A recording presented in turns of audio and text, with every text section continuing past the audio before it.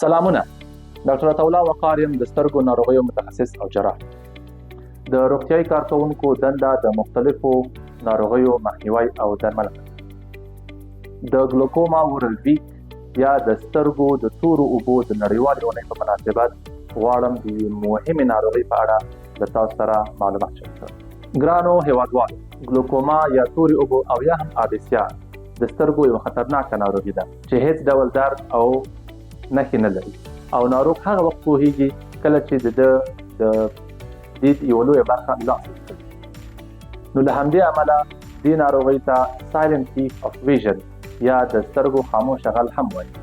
د ګلوکوما له امله شوی زیان بیرته نه راګرځي، خو که په وخت تشخیص شي موږ کولی شو د درملنې له لارې د لید یا نظر د نور د خرابېدو مخه ونیسو.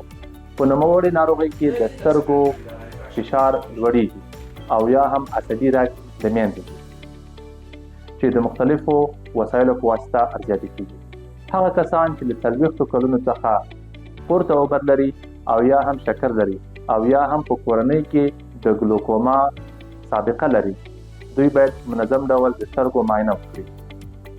زموږ پیغام دا دی: د خپلو سترګو ساتنه وکړئ، منظم معاینات وکړئ، ژر تشخیص د سترګو نظر ژغوري.